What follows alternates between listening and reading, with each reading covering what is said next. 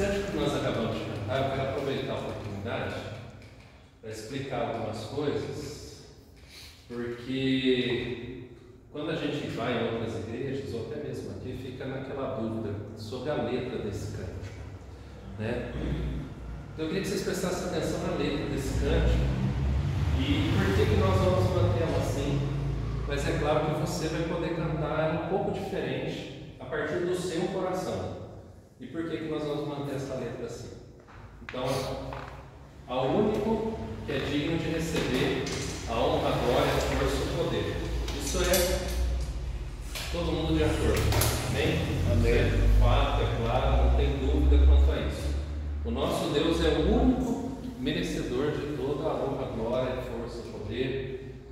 ao Rei eterno, imortal, invisível, mais real. A Ele ministramos o louvor, ou seja, o que é ministrar louvor?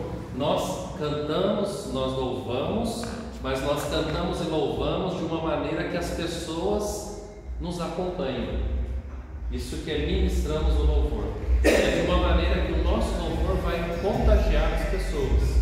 Então é algo que sai de dentro de nós com tamanha alegria que todo mundo quer também compartilhar disso. Por isso que é. Então assim, a nossa convicção de que é o único que é digno, esse Deus Todo-Poderoso, que é eterno, imortal, invisível, porém real, aí nós ministramos o louvor. Bom, Ele é o único digno de receber, voltou, né? Aí entra aqui, e aqui que é a grande questão que muitos pegam. Aqui, a maioria das igrejas mudou essa letra. Alguns colocaram: coroado és tu, ó Rei Jesus, coroado está, ó Rei Jesus. Por quê? Porque entende-se assim: Jesus já está coroado. Mas presta bem atenção na letra e o porquê que nós aqui na nossa igreja nós vamos manter ela assim, mas cada um vai cantar conforme o seu coração, porque o louvor é uma oração que vai a Deus. Nós estamos estudando sobre oração, é uma oração que vai a Deus. Coroamos a Ti, ó Rei Jesus, significa que Ele se assentou no trono da nossa vida e a coroa está sobre Ele. Agora quem governa sobre a nossa vida é Ele, Ele é o Rei. Nós estamos dizendo isso. Se eu já disse isso de todo o meu coração, então eu não preciso coroar Jesus toda vez. Então eu posso, da próxima vez que eu cantar esse cântico, colocar: coroado és tu, ó Rei Jesus, uma confirmação de que Ele continua sendo o Rei da minha vida. Mas para eu cantar dessa maneira, eu tenho que cumprir as próximas estrofes. Eu tenho que adorar o nome do Senhor, eu tenho que me render aos pés do Senhor, eu tenho que me consagrar todo o meu ser a Deus, para eu cantar que Ele é coroado na minha vida. Então eu não posso, eu não devo coroar Jesus o tempo todo, porque senão o que acontece? Eu ponho a coroa e eu tiro a coroa, eu ponho a coroa e eu tiro a coroa. Se a gente não faz assim com pessoas, quanto mais com o Rei dos Reis, Senhor dos Senhores. Mas enquanto eu não consigo cantar com convicção, eu canto pela fé. Eu coroo Jesus na minha vida em todo o tempo, porque eu entendo que eu desejo de todo o meu coração que Ele seja o meu Rei. Amém? Então, muitas pessoas vão falar assim: teologicamente isso aqui está errado. Está errado teologicamente se a pessoa vive da maneira certa. Agora, se ela é alguém, como a maioria de nós, que às vezes a gente pega o trono nas mãos, a gente às vezes faz a nossa própria vontade, às vezes a gente deixa Jesus de lado, então a gente precisa desejar que Jesus seja Rei da nossa vida. Então isso é algo muito, muito particular, muito íntimo. Então não tem como eu julgar ou qualquer um julgar uns aos outros. Porque assim, você está cantando para Deus, você tem que examinar e ver o que realmente está cantando para Deus. Agora, de todo o coração, esses daqui eu preciso adorar o Senhor, me render aos seus pés e consagrar todo o nosso ser, é tudo que eu sou, tudo que eu tenho, tudo que eu quero. É tudo que diz respeito a mim. Amém? Amém. Por isso que nós cantamos: consagramos todo o nosso ser. É desejo do coração. Amém? Então, se alguém perguntar para vocês: mas lá está cantando teologicamente errado, então vocês vão poder compartilhar com a pessoa uma teologia correta. Vamos cantar esse próximo hino? Se quiser ficar sentado, se quiser ficar em pé, o que precisa é cantar de todo o coração. Amém? Em seguir, amém, e perdido vai, longe, longe do meu Salvador, mas a glória desceu, o seu sangue verteu, e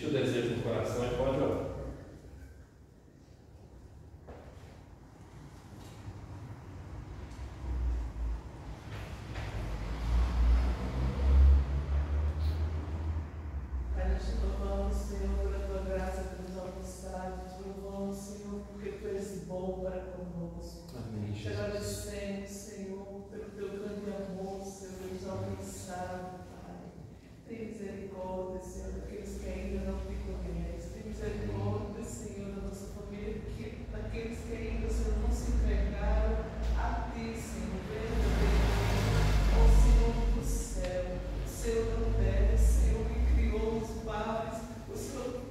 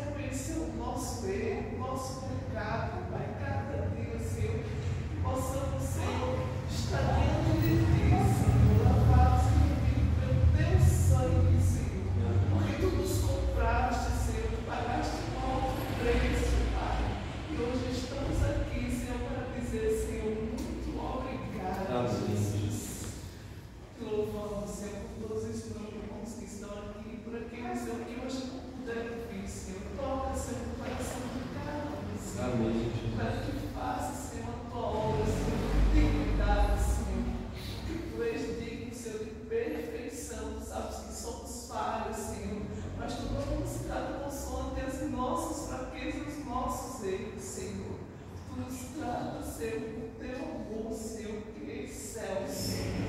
Louvado e agradecido é o teu nome, em nome de Jesus. Amém. Antes de nós cantarmos esse próximo hino, eu queria pedir que nós estivéssemos orando. Dia 13 nós iremos lá em Aguoca.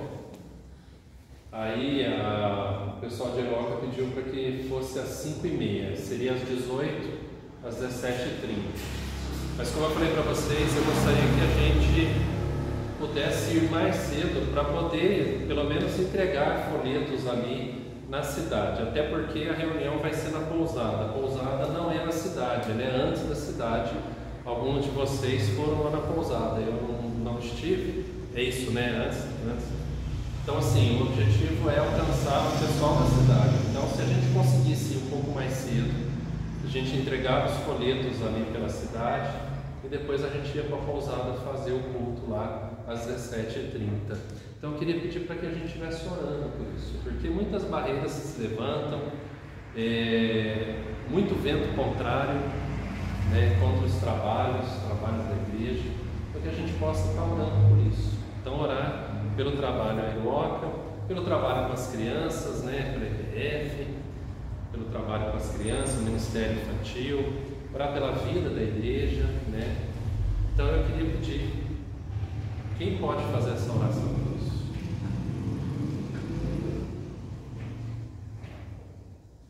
Eu oro. Pai, no nome de Jesus, eu quero, Pai, rogar a Tua misericórdia, a Tua graça sobre nós, filhos do Senhor, salvos, redimidos, resgatados pelo Senhor, perdoados no sangue de Cristo, lavados.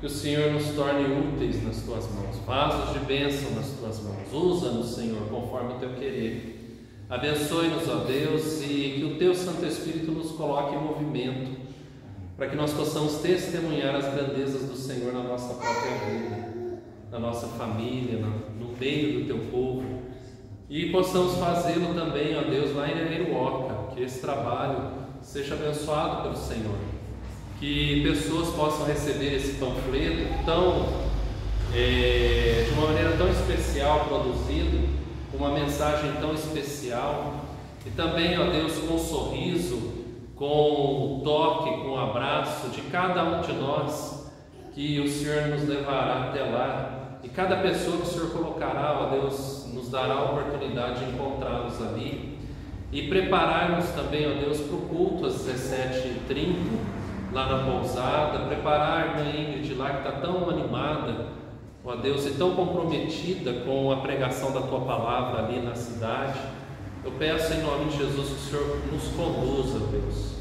Derrube toda e qualquer barreira, ó Pai, repreenda toda e qualquer cilada do maligno, e tire de nós todo e qualquer impedimento que nós possamos ter, ó Deus, cansaço, preguiça, falta de discernimento, ó Deus, distração, para que nós possamos, ó Pai, estar com o Senhor, já que nós compreendemos que o Senhor é quem vai à frente. E o Senhor nos chama a fazer parte dessa obra, e nós desejamos de todo o coração ver ali, ó Deus, o mover do Senhor também na cidade de Aguoca, assim como nós desejamos ver esse mover acontecer aqui na cidade de Cruzília, Senhor. É um grande desafio diante de nós, há uma grande religiosidade na cidade, isso é uma porta de oportunidade, mas também é um muro, ó Deus, porque muitos estão na religiosidade há tanto tempo que seu coração está endurecido, está acostumado, ó Deus, à religiosidade. Então o Senhor possa, ó Pai, agir nessa cidade, possa, ó Deus, trazer essa cidade para os Teus pés, a Tua presença, Senhor. Nós queremos ver esse povo conhecendo o Senhor e tornando o Senhor conhecido, ó Deus. E eu agradeço pela vida dos meus irmãos e irmãs que estão aqui essa noite buscando mais o Senhor.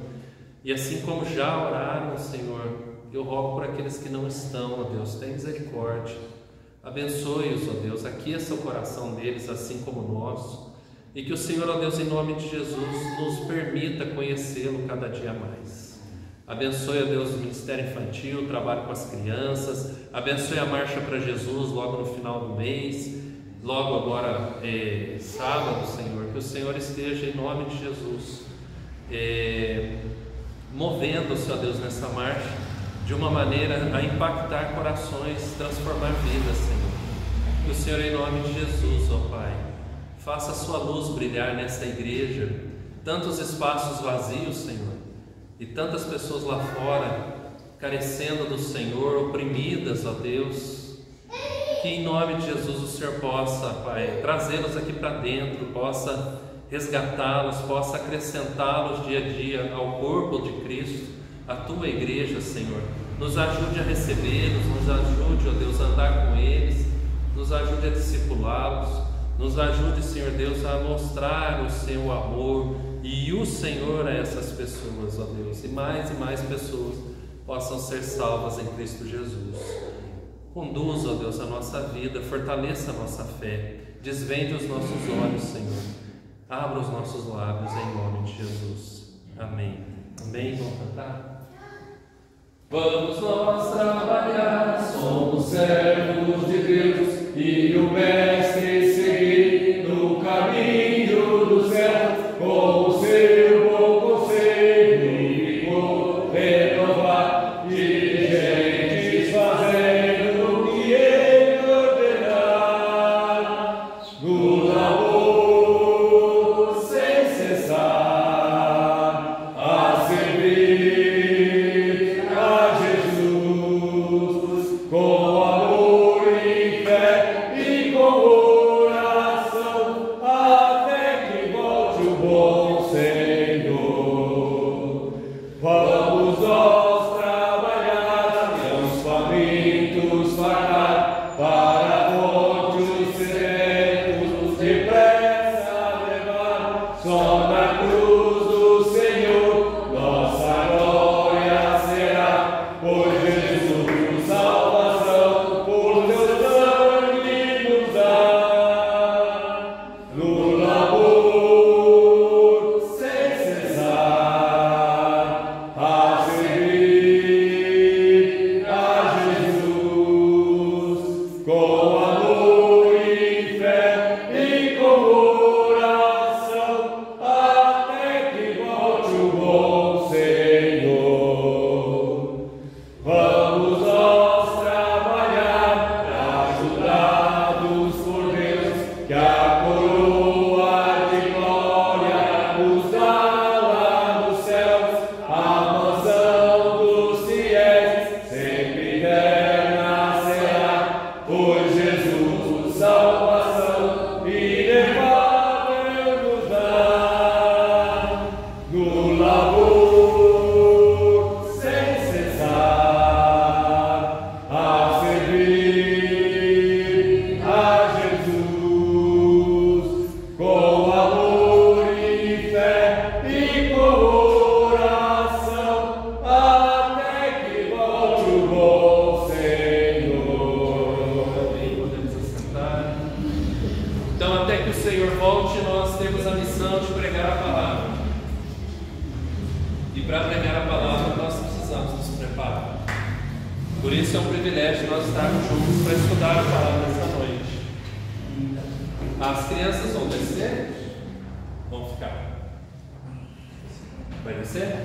Vou chamar as crianças aqui na frente.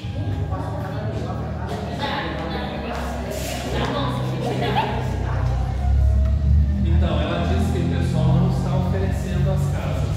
Então vai ser lá na pousada, na casa de vidro. É mais longe? Podemos combinar. Vem cá, então, vem. É. O folheto a gente entregaria lá mesmo.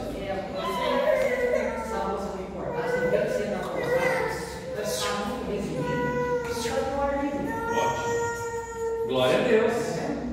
E aí, gente, o que vocês acham? Uma boa sugestão. Vamos falar com ela. Vamos falar com ela. Amém. Não oferece a casa, a gente faz uma casa. Amém. Amém. A gente tem a volta da mulheres, Amém. Glória a Deus. se precisar, eu vou essa igreja voltar. Louvado seja o Senhor. Vamos falar isso mesmo. Vamos orar para as crianças. Ora para elas.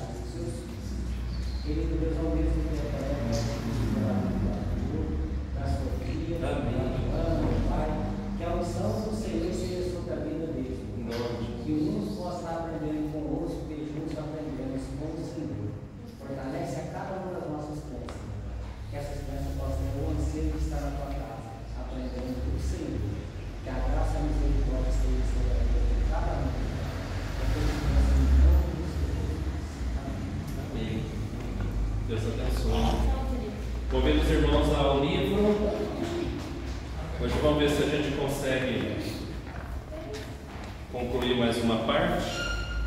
Nós vamos da página 90 até 92. No início da página 90 diz assim: o cristão, o povo cristão, deve orar pelos homens. Em certa ocasião, Samuel disse ao povo: longe de mim esteja pecar contra o Senhor, deixando de orar por vós. Ou seja, deixar de orar pelo povo é pecado.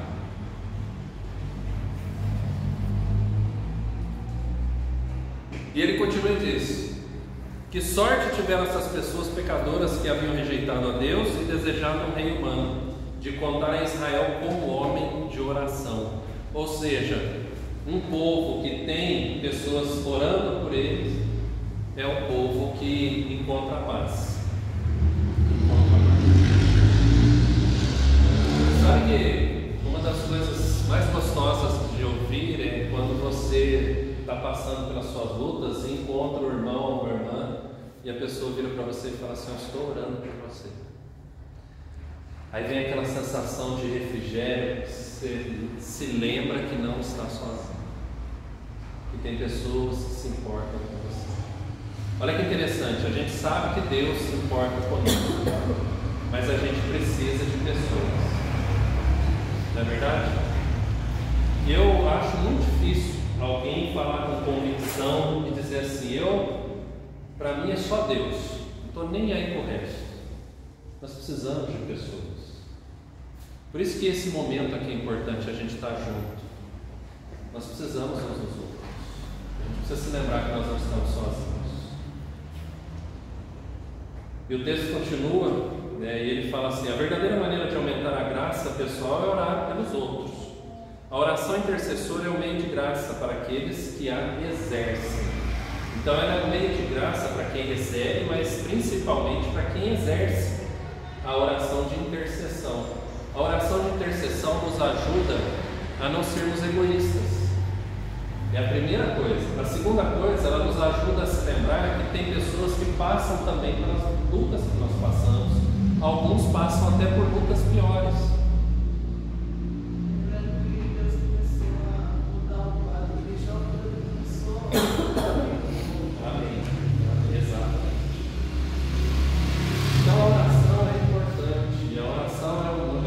Poderoso de uma forma simples de executar. Nós estamos falando uma linha direta com Deus, sem intermediação. Rapidinho. Olha um filme, se não me engano, chama Superação da Fé. Segundo a história dele, aconteceu no Rio de Janeiro, um casal, um pastor que americano. Foi correr na calçada, acho que não estava bem mentalmente, encheu ela de pancada com um pedaço de pau. A mulher foi para o hospital, segundo os médicos, ela não passaria daquela noite. Só que a pessoa que interpretou o papel do pastor, ele tem muito assim, não gostei não, mas só resumindo.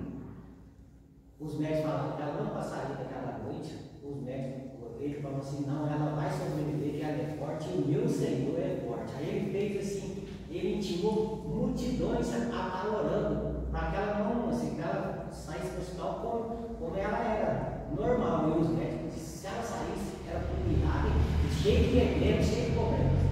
E ela saiu perfeitinha. Assim. Aí a médica na palavra disse: parabéns pela sua fé. Isso foi nunca havia acontecido. E começou com oração. Aí muitas pessoas estavam não só correndo de oração, orando pela recuperação. E ele veio lá assim: eu estava pedindo a Deus uma recuperação completa. Não era assim que ela vir para cá de qualquer jeito. E Deus orou as nossas. E é um filme verídico. É um filme verídico. Então, gente, a oração é interessante porque assim, a gente fala sobre oração, a gente conta sobre os efeitos da oração, mas o sabor da oração não tem como, a não ser experimentado. A gente conta como foi para os outros, Mas saber mesmo, a gente só vai saber quando a gente experimentar orar e experimentar a resposta de oração, a ação da oração. Então a oração é prática, não tem outro caminho. Orar é prática. E orar, gente, também não tem fórmula. A oração é individual, é particular, é íntima. Então, assim, a gente não pode ficar preocupado ou tentar imitar o jeito que esse ora, que essa ora. Ou se intimidar. Eu não sei orar bonito igual aquela pessoa, eu não sei orar com palavras mirabolantes como outros. A gente tem que ser sincero de coração. Sinceridade de coração na oração. E aí ele diz assim: orar pelos homens é uma oração, é uma ordenança divina e representa a mais elevada forma do serviço cristão. Os homens devem orar e devem receber orações. Os cristãos devem orar por todas as coisas, é claro, mas as orações pela humanidade são infinitamente mais importantes, assim como os seres humanos são infinitamente mais valiosos do que as coisas. Aí aqui eu quero abrir o texto, 1 Timóteo 2, 1 e 2.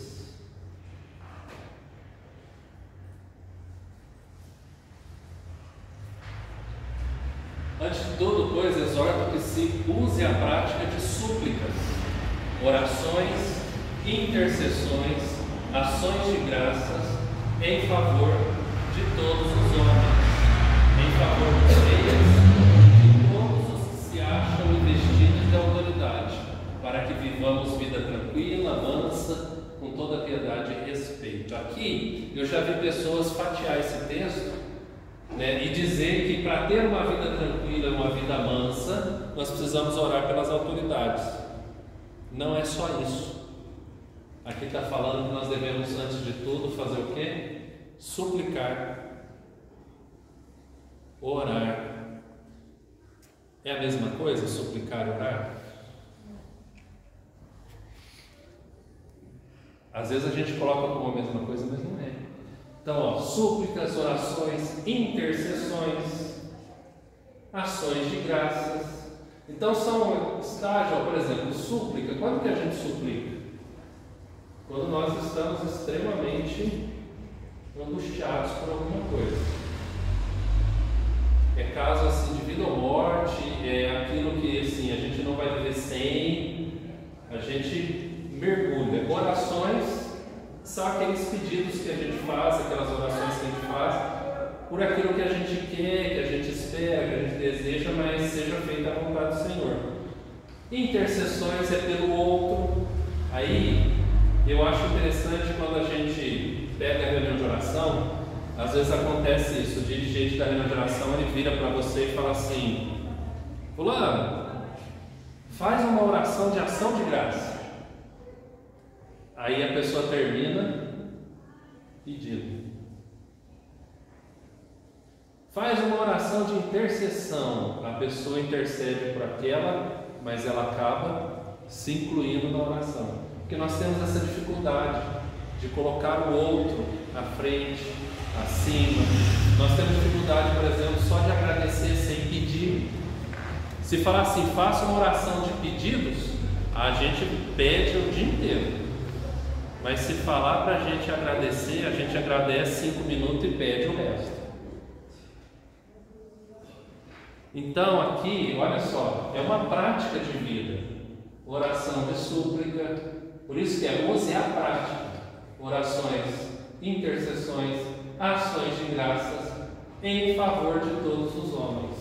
Então, súplica por mim e pelo outro, oração por mim, pelo outro, intercessão por mim, pelo outro. Então é tudo ações de graça por mim, pelo outro, que também é difícil.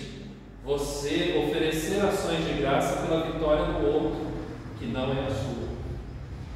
Às vezes o outro está recebendo algo que você desejava, mas ele recebeu, e você tem que se alegrar com ele. É fácil.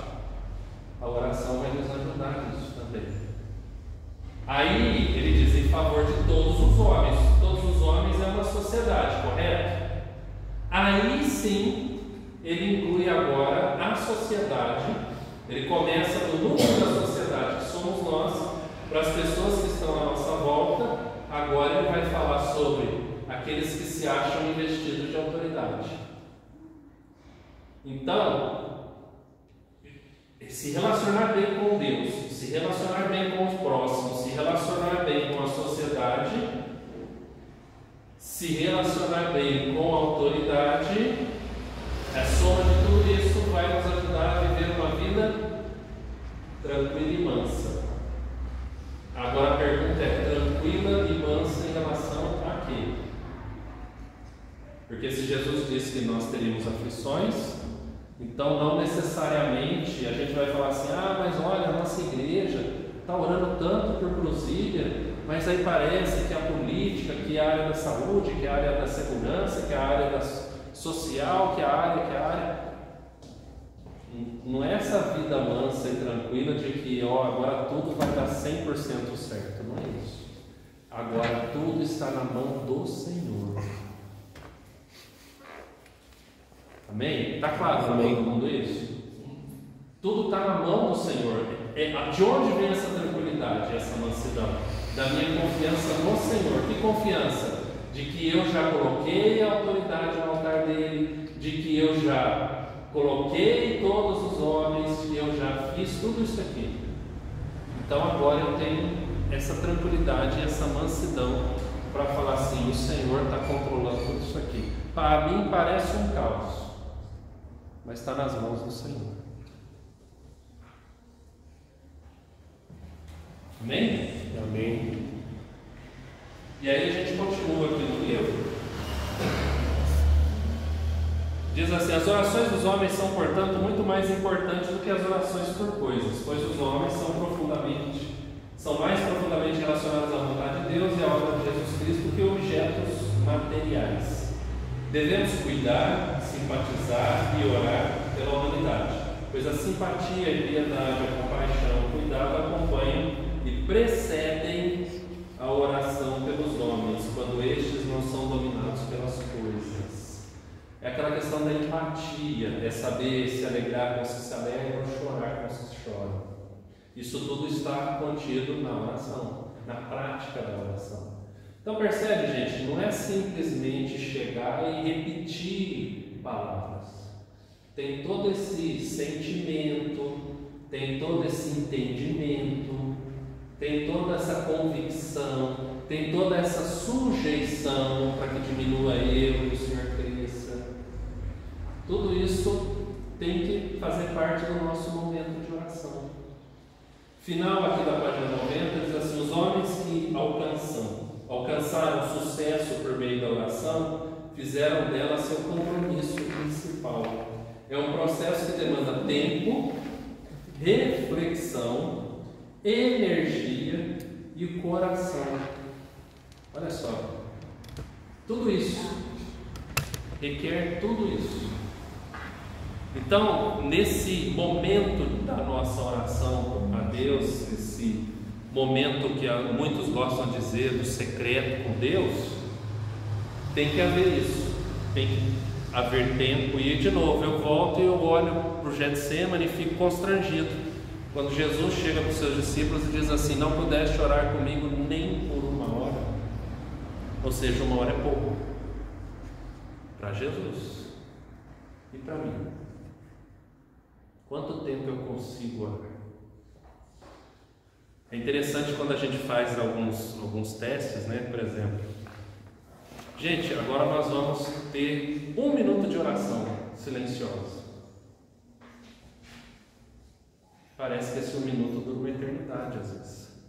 Que aí você vê todo mundo em silêncio, a igreja em silêncio, aí você rapidinho faz a sua oração e já deu. Aí você começa a olhar e ninguém parou, e ninguém interrompeu, aí você fala assim: mas já deu 1 minuto, será que já deu? Aí você fica com vontade de olhar. Que a gente não consegue. Nós temos a mente acelerada, o coração acelerado, a gente quer sair fazendo, e a gente tem, por exemplo, assim, a gente não gasta tempo, porque a oração, gente, não é só falação, é audição também. Então é aquele momento que a gente fala com Deus, mas a gente também tem que parar para ouvir Deus falar conosco. Quanto tempo a gente gasta numa reunião de oração assim? Como que são as nossas reuniões de oração? Como é que são? O formato delas? A gente tem um tempo para a gente ficar em silêncio ouvindo a Deus?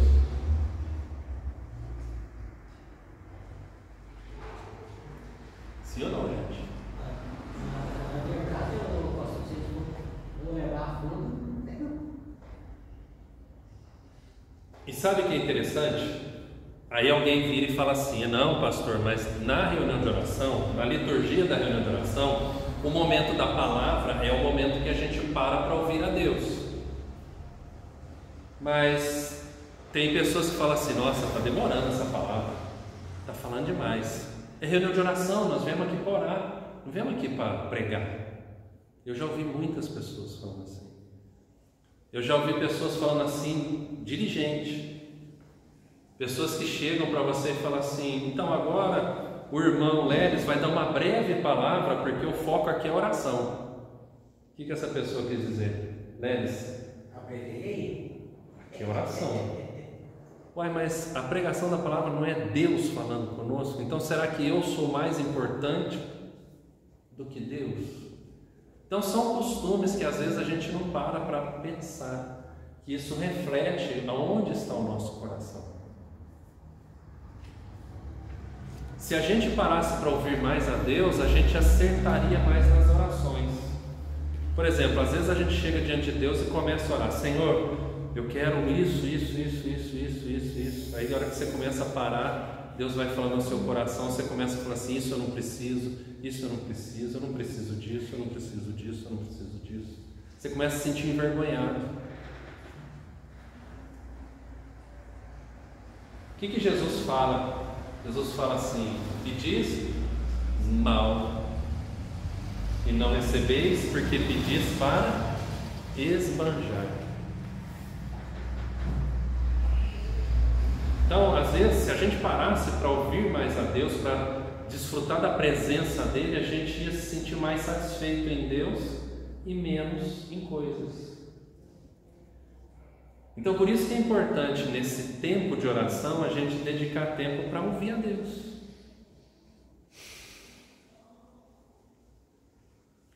Aí o texto aqui, o livro continua e diz assim: orar é uma responsabilidade que transcende todas as outras ocupações. Primeiro parágrafo da página 91.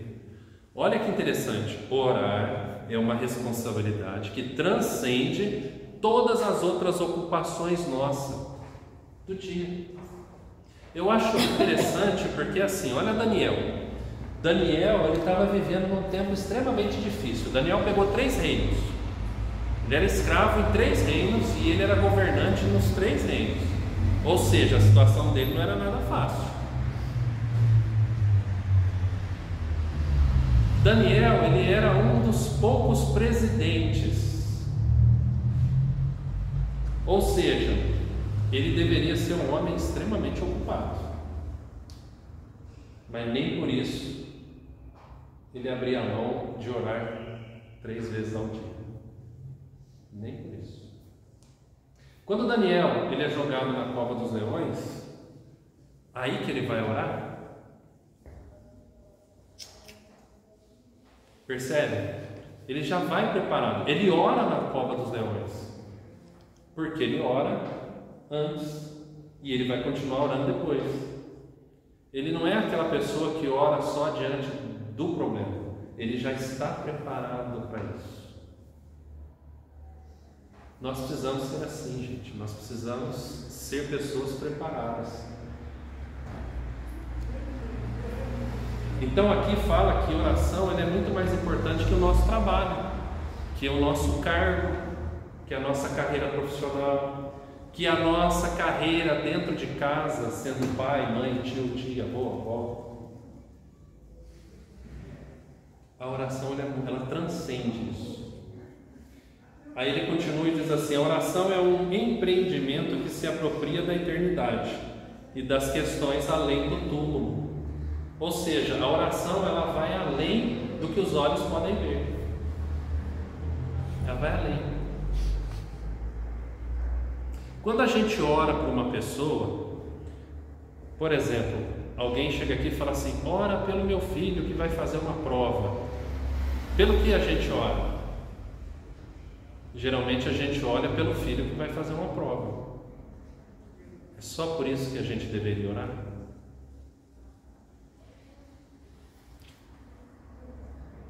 Vamos pensar em alguns motivos para a gente orar nesse exemplo?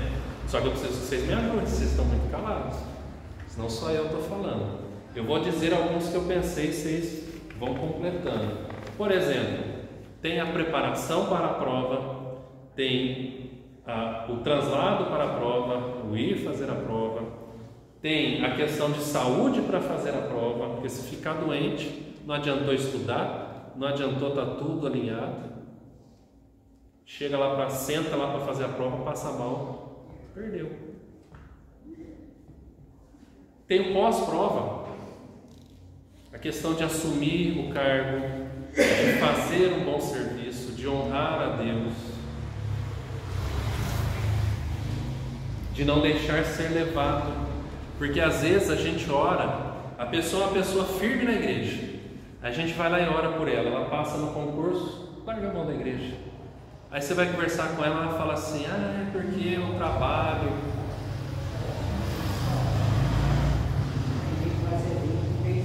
Fez mal.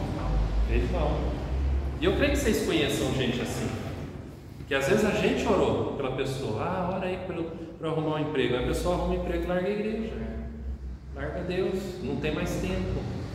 Olha quanta coisa que a gente tem para orar. Vocês pensarem mais alguma coisa? Quando alguém pede para mim orar, eu oro daquilo que a pessoa deseja para a glória do Senhor. Porque não adianta eu orar com benefício só da pessoa, né? Sim. Porque tudo que tem que ser uma glória do Senhor. Aí a senhora pegou uma coisa importante. Então, orar para que ela seja um profissional que faça bem a sociedade, que exerça bem a sua função, que torne isso algo bom. Não é só para ganhar dinheiro, porque às vezes a gente ora para a pessoa ter o cargo, a intenção dela é só ganhar dinheiro com aquele cargo, não é? Não vai ser bênção para ninguém, só para ela. E ela ainda vai ser pedra de tropeço para os outros, né? Porque aí ela vai entrar no negócio, não vai ser bom profissional e ainda vai virar os outros e falar assim: ah, o crente lá, ó. Não é? Então vocês perceberam quanta coisa que a gente tem para intercessão, ações de graça. Ações de graça. A pessoa vai e pede para a gente orar, aí ela passa e a gente não agradece. Ela não agradece, a gente não agradece, ninguém agradece.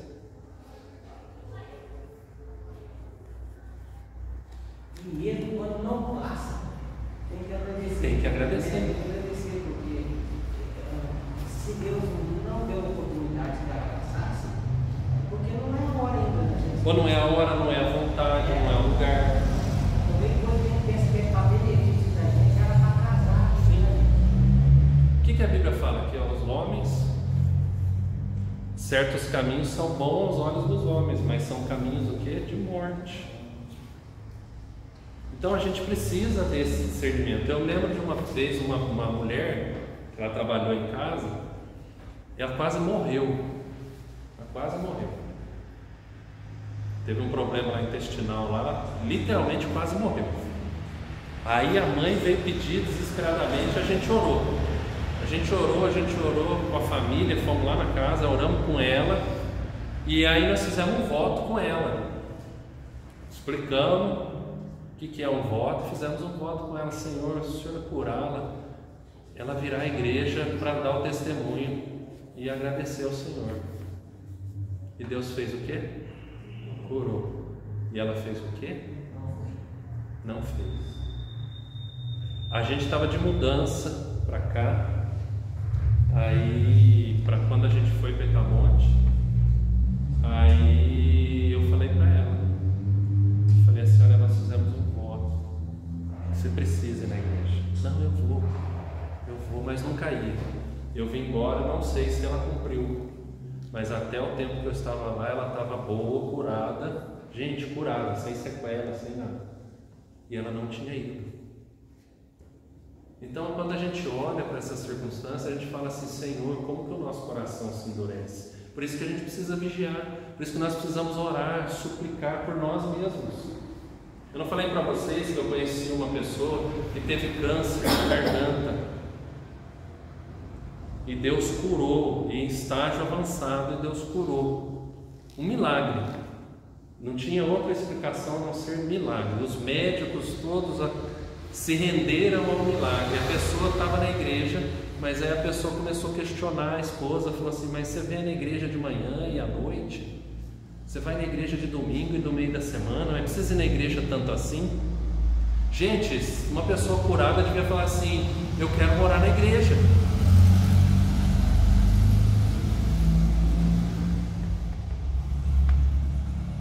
E eu sei que às vezes a gente corre o risco de falar assim: não, mas igreja. Gente, a igreja é o lugar visível que Deus diz para nós estarmos. A palavra diz: não deixei de congregar como é costume de algum. Então a gente precisa também, é lógico que nós não vamos idolatrar a igreja. A igreja não salva, mas a igreja é o lugar dos salvos, não é lá fora. Não é verdade? A igreja é o lugar do salvo. Paulo ia aonde pregar logo de cara? Na igreja, na sinagoga. Depois ele ia para as praças. Tem um salmo que diz que devemos nos alegrar quando alguém convida a gente para ir para a casa do Senhor. Então, essa questão da oração é algo muito importante. Aqui ela diz assim na página 91. É um ato que envolve os céus, a terra, tocando e influenciando todos os mundos. Ela se relaciona com Deus e com os homens, com os anjos e com os demônios. Por quê? Os autores colocam essa questão de anjos e demônios porque é uma batalha, gente. Oração é uma batalha espiritual.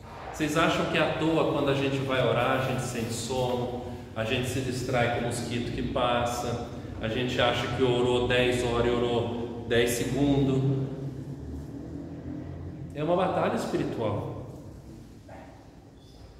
É uma ferramenta, gente, que tem poder.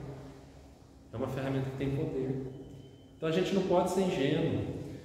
Aqui na 91 diz assim: Jesus foi preeminentemente um líder em oração.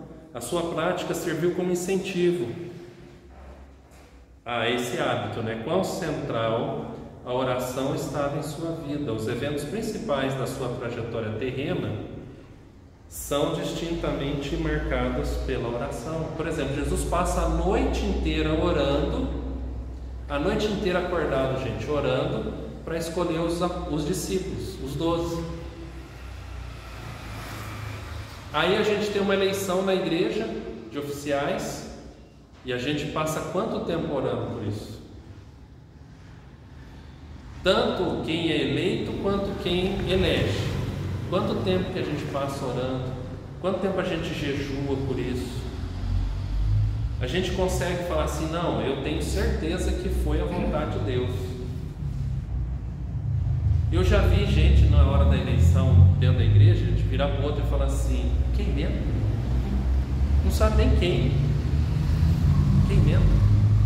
Aí o outro fala assim: vota naquele lá que é legal.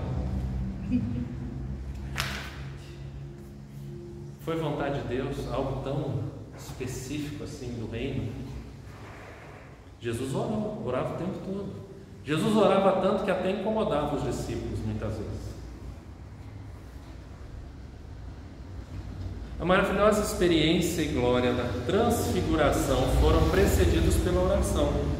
E foi como resultado dessa oração que o nosso Senhor experimentou tal esplendor.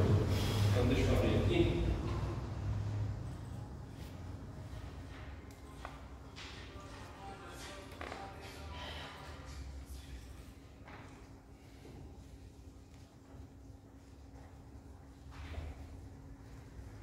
Então aqui Lucas capítulo 9, versículo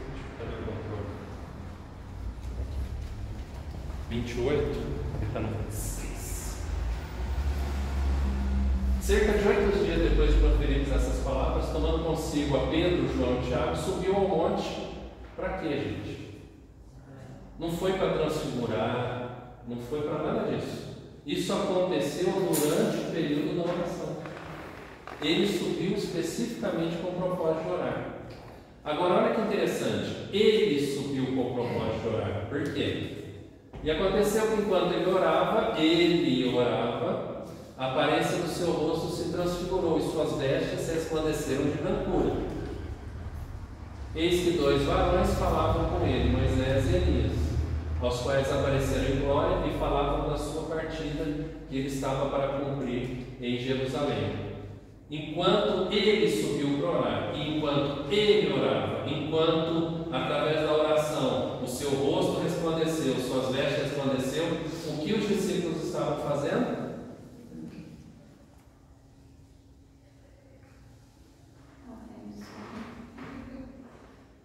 Ele subiu, porque aqui o texto é muito claro, Lucas escreveu de forma muito clara. Subiu ao monte com o propósito de orar. Ele, aqui ó,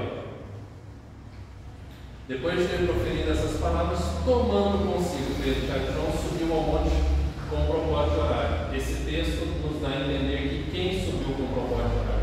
Todos. Ele é a ação. Então ele subiu, ele pegou os 3, ele tinha um propósito de orar. Quando a gente não tem propósito, é isso que acontece com a gente. Eles estavam premidos de sono, primeiro. Aí, porque eles não tinham propósito e então ficaram premidos de sono, eles, aqui vai dizer assim, ó, quer ver? Aqui, ó. Ficaram boiando em tudo que estava acontecendo. Eles não sabiam o que estava falando. Percebe, gente? A intenção, o propósito. Só experimentou o que experimentou. Eles, aí alguém vira e fala assim: não, pastor, mas eles viram Jesus transfigurado. Eles viram, mas não entenderam. Eles viram Jesus transfigurado. Aquilo ali era um sinal, uma prévia do corpo glorificado de Jesus. Ok? Jesus ainda não tinha morrido, ainda não tinha ressuscitado. Então era uma prévia do que aconteceria com ele depois. E eles equipararam Jesus com Moisés e Elias, primeiro. Segundo, que queriam fazer uma tenda para ficar ali. E Jesus estava indo para onde? Para a cruz. Gente, vamos pensar o seguinte: se Jesus atende à vontade dos homens e faça uma tenda para eles, eles moram no monte, onde nós estaremos hoje? Perceberam, gente? Então, às vezes a gente fica sem saber o que está acontecendo. Por quê? Porque falta foco, falta vontade, falta perseverança. Então, aqui para a gente encerrar, página 92.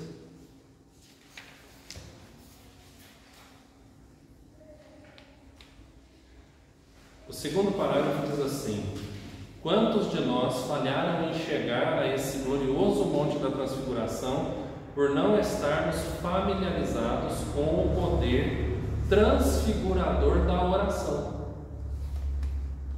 Sabe o que eu acho interessante? Porque realmente é verdade. A gente não vai sair com o rosto brilhando, com as vestes brilhando, mas a gente sai do tempo de oração diferente do jeito que nós chegamos.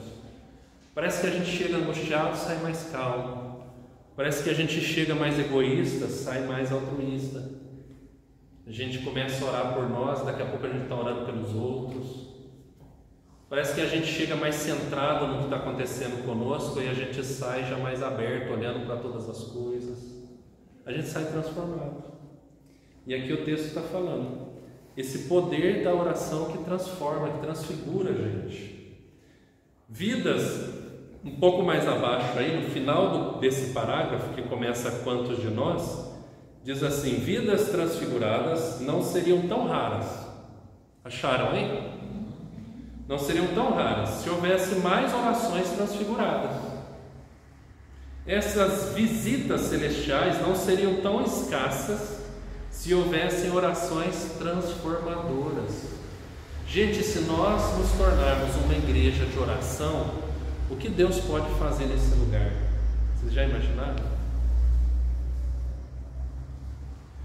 Quão difícil parece ser para a igreja entender que todo o esquema da redenção depende de homens de oração.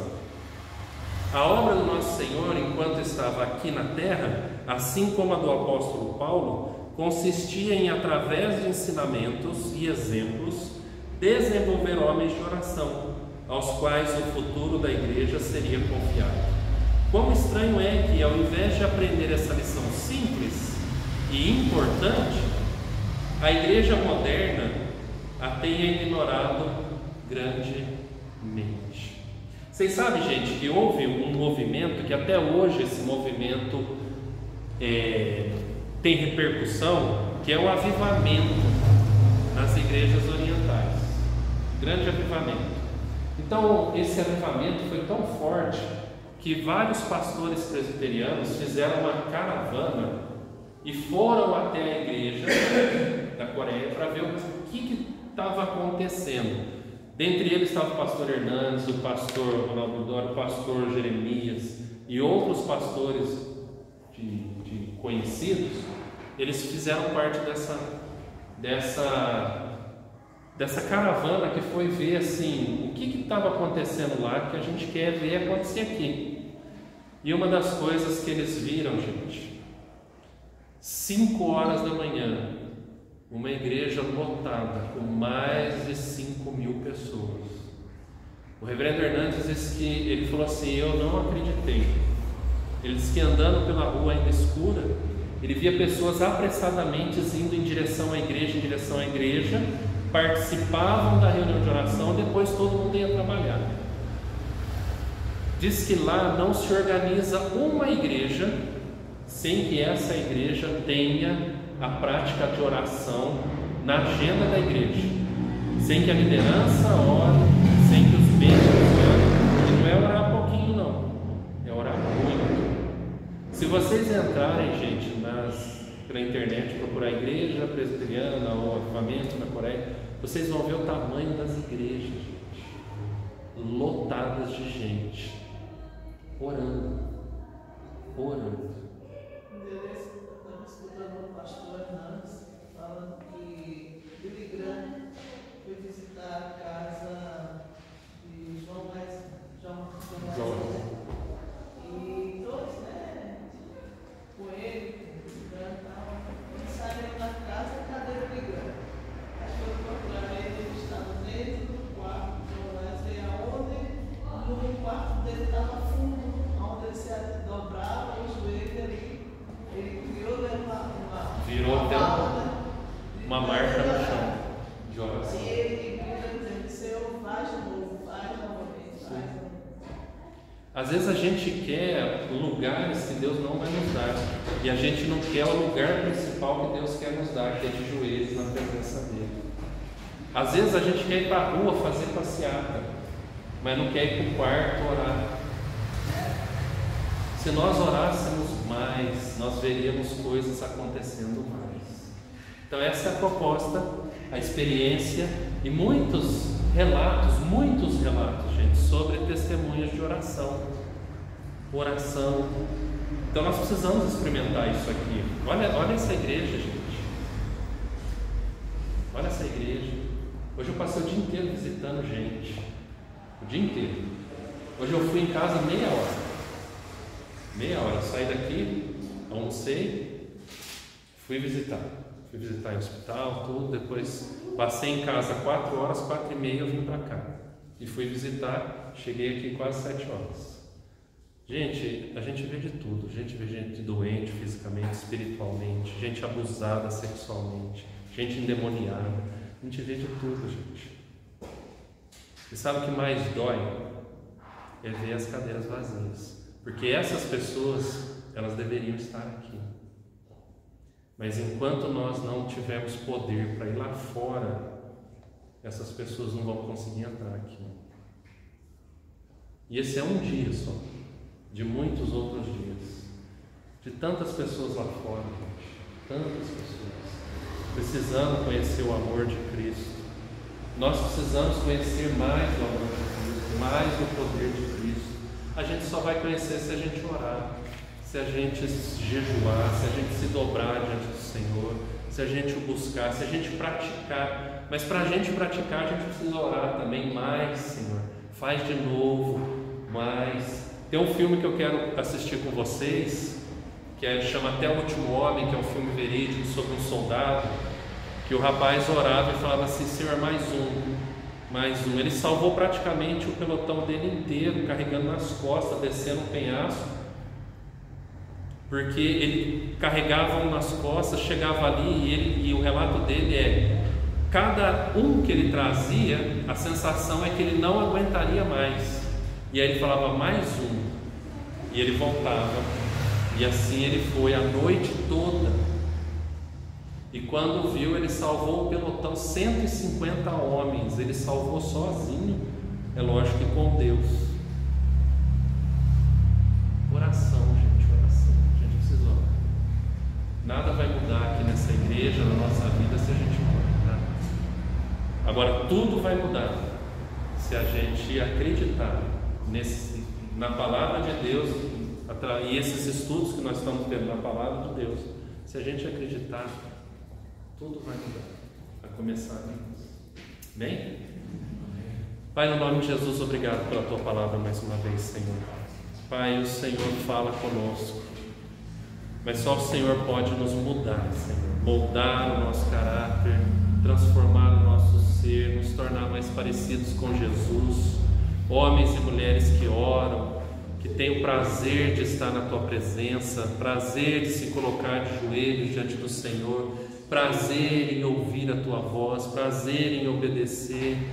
Como foi falado, faz, Senhor, de novo, como o Senhor fez ao longo da história. Faz conosco, Senhor, aqui em Cruzília, faz com essa igreja, Senhor. Que o Senhor, em nome de Jesus, Senhor, se mova de uma maneira que a graça irresistível do Senhor apareça em nós, e nós não temos mais forças para resistir à vontade do Senhor, ó Deus. Abençoe-nos, ó Deus, leva-nos em paz aos nossos lares, nos abençoe com uma noite de descanso, de renovo, mas não nos deixe esquecer essa palavra ministrada pelo Teu Espírito ao nosso coração, Senhor. Que o Senhor abençoe o dia de amanhã, todos os nossos afazeres estejam debaixo da Tua vontade. E eu quero colocar mais uma vez a reunião do conselho de amanhã, Senhor. Que o Senhor faça de novo, ó Deus, dobre homens diante do Senhor, ó Deus. Leve homens a fazer e viver a Tua vontade, Senhor. Não permita que o eu prevaleça, mas que o Senhor cresça no nosso meio e que seja tudo segundo a Tua vontade, ó Deus. Assim nós oramos no nome de Jesus. Amém. Vamos receber a bênção? Agora, igreja do Senhor e de na paz, Senhor Jesus Cristo, repleta do amor do nosso Deus e Pai, e no poder, na unção do Espírito Santo do Senhor, hoje e sempre, aqui em Cruzília e por toda a terra. Amém, Senhor. Amém. Amém.